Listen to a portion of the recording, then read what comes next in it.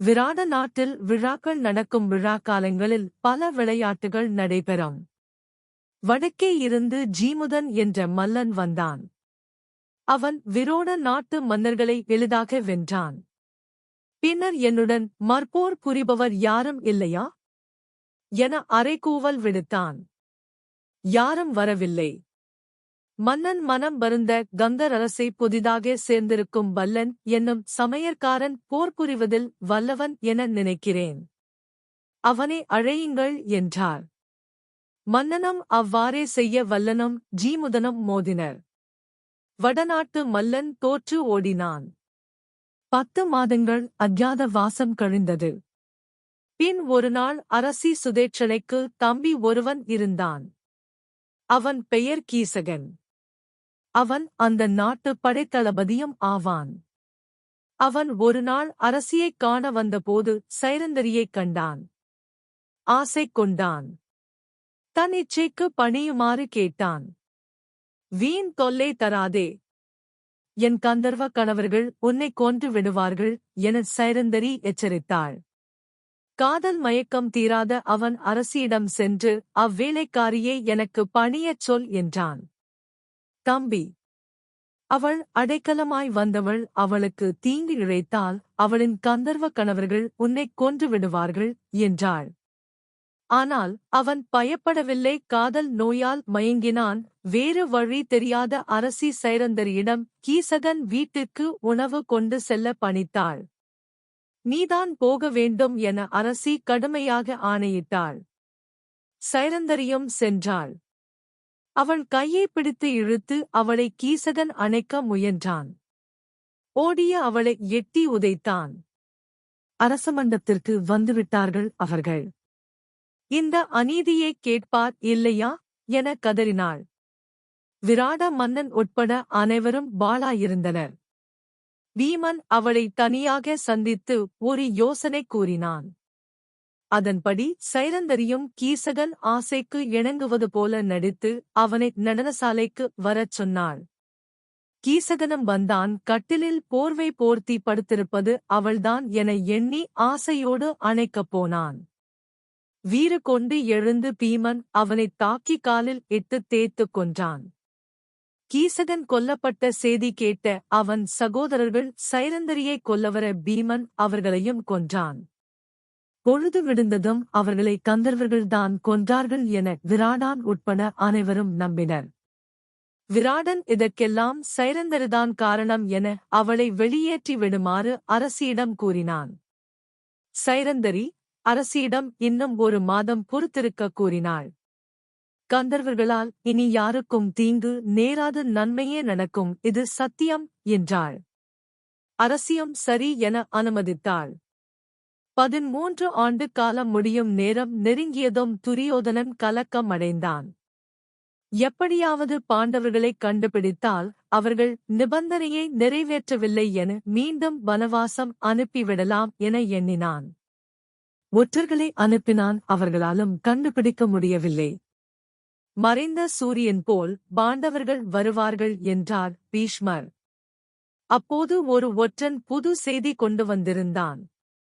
விராட நகரில் கீசகன் பெண் ஒருத்தியின் காரணமாக கந்தர்வனால் கொல்லப்பட்டான் என்பதே அச்செய்தி. உடனே துரியோதனன் அந்த பெண் திருப்பதியே என்றான். கீசகனைக் கொன்றவன் பீமனாகத்தான் இருக்க வேண்டும் என்றான். பாண்டவர்கள் மாறுவேடத்தில் விராட நகரிலேதான் இருக்கிறார்கள். நாம் விராட நாட்டு மன்னனை முற்றுகையிட்டால் அவனைக் காக்க பாண்டவர்கள் வருவார்கள். கண்டுபிடித்து விடலாம். மீண்டும் நிபந்தனைப்படி 12 காலம் வனவாசம் அனுப்பிவிடலாம் என்றான். அப்போது விராடனிடம் கொண்ட பழைய பகமை தீர்த்துக் கொள்ள இதுவே தருணம் என எண்ணிய திரிகர்த்த நாட்டு மன்னன் சுசர்மா அவர்கள் உதவிக்கு வந்தான். தென்திசை தாக்குதல் அவனிடம் ஒப்படைக்கப்பட்டது. வடதிசை தாக்குதலை துரியோதனன் மேற்கொண்டான். ஏற்கனவே கீசகனை இழந்து விராட நாடு வலுவிழந்திருக்கும் என துரியோதனன் எண்ணினான். முதலில் பசுக்கூட்டத்தை கவர்வது அவன் திட்டம். அப்போது பசுக்களை காக்க பாண்டவர்கள் வருவார்கள் என்பது அவன் கணிப்பு. விராடனுக்கு உதவியாக அவரது சகோதரர்கள் சதானிகன், மதுராட்சன் ஆகியோரும் புறப்பட்டனர். கங்கர் தாமும் பல்லனும் தாமகிரந்தியும் தந்திரி பாலனும் உதவிக்கு வரலாமா என்றார். மன்னன் அனுமதித்தான். ஆனால் மன்னன் சுசர்மா விராடனை சிறைப்பிடித்தான். விராடன் படை வீரர்கள் சிதறி ஓடினர். அப்போது கங்கர் வல்லனுக்கு சைகை செய்தார். பீமன் உடன் ஆவேசத்துடன் ஒரு மரத்தை வேருடன் பிடுங்கச் சென்றான். கங்கர் இது பச்சை மரம் என்றார். பீமன் தனது இயல்பான போர் முறையைக் காட்டக்கூடாது. சாதாரண வீரனைப் போல் போரிட வேண்டும். ஏனெனில் இன்னும் சில தினங்கள் அவர்கள் மறைந்திருக்க வேண்டியிருந்தது. பின் பீமன் வேறு முறையில் போரிட்டு சுசர்மனைத் தோற்கடித்தான். விராடன் மீட்கப்பட்டான். திரிகர்த்த நாட்டு மன்னனை கங்கர் மன்னித்து விட்டுவிட்டார். ஆனால் நாட்டின் வடக்கு பக்கம் நிலை வேறாக இருந்தது. துரியோதனன் தனக்கு துணையாக பீஷ்மர், துரோணர், கிருபர், துச்சாதனன், கர்ணன் ஆகியோரை அழைத்துக் கொண்டு பெரும் படையுடன் விராட நாட்டின் வடக்கு பக்கம் இருந்த பசுக்களைக் கவர்ந்தான். அரண்மனையில் இருந்த அரசகுமாரன் உத்தரனுக்கு செய்தி போயிற்று, எனக்கு நல்ல சாரதி கிடைத்தால் அர்ச்சுனனைப் போல போரிட்டு பகைவனை வெல்வேன் என்றான். அதனைக் கேட்ட சைரந்தரி பிருகன்னலை ஆடல் பாடலில் மட்டுமல்ல தேரோட்டுவதிலும் வல்லவள். இவளை சாரதியாகக் கொண்டு போருக்குப் போகலாம் என்றாள். போருக்கு கிளம்பிய உத்தரன் கௌரவர் சேனையைக் கண்டு திகைத்தான். தேரினின்று குதித்து ஓடினான்.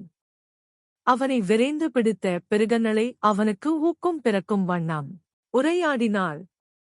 இதை துரோணர் கண்டார். சாரதியாக இருப்பவள் பேடி அல்ல, அர்ச்சுனன் என நினைக்கிறேன் என்றார். கர்ணன் அதை மறுத்தான். பிருகன்னனை உத்தரனிடம் நீ தேரை செலுத்து, நான் போரிடுகிறேன் என்றாள். உத்தரன் ஒப்புக்கொண்டான். மரத்தின் பொந்தில் ஒளித்து வைத்திருந்த ஆயுதங்கள் எடுத்து வரச் செய்தாள். காண்டீபம் என்னும் வில்லை உத்தரனுக்குக் காட்டினாள். அது அர்ச்சுனனுடையது. அதனால் அவன் தேவாசுரர்களை வென்றான். முதலில் இவ்வில்லை பிரமதேவர் வைத்திருந்தார். பின் சிவ பெருமான் வைத்திருந்தார். பின் சந்திரனிடம் இருந்தது. அதன் பின் வருணன் சில ஆண்டுகள் வைத்திருந்தார். அவரிடமிருந்து அக்கினி தேவன் கைக்கு வந்தது. அக்கினி தேவன் அர்ச்சுனனுக்கு கொடுத்தான்.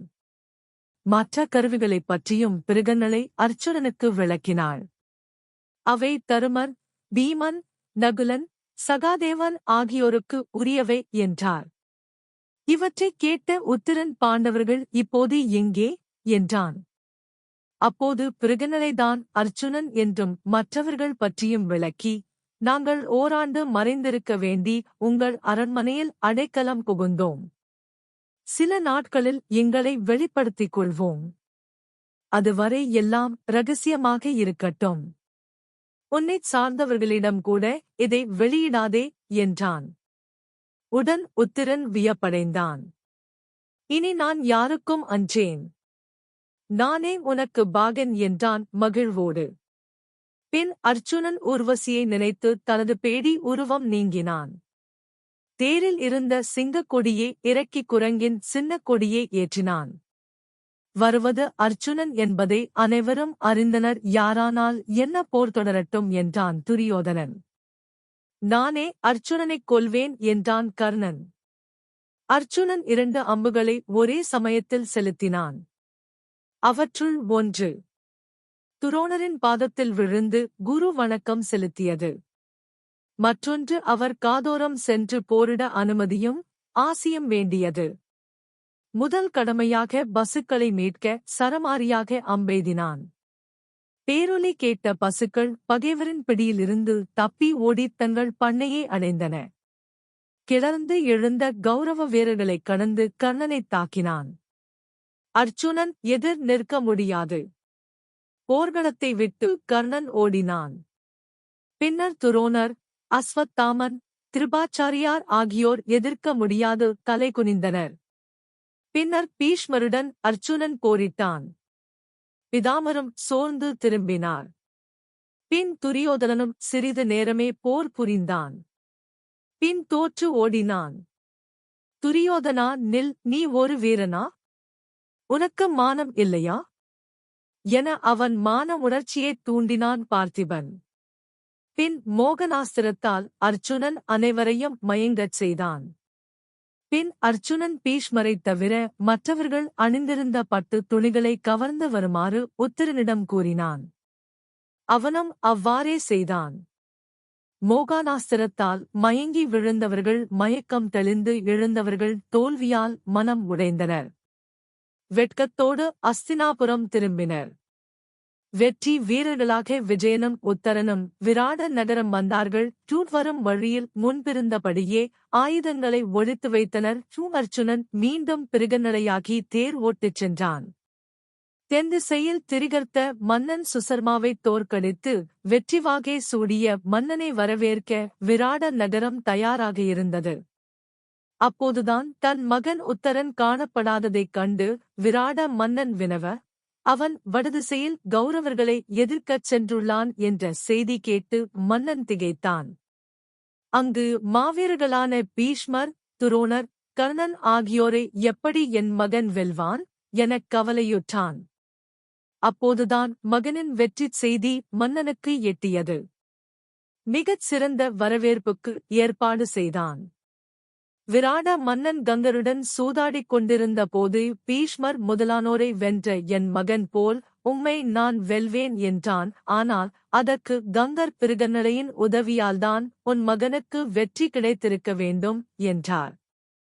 இதனால் கோபம் கொண்ட விராடன் கையில் இருந்த பகடையை கங்கர் மீது வீசினான். அவர் நெற்றியிலும் வலது காதிலும் பட்டு இரத்தம் கொட்டிற்று.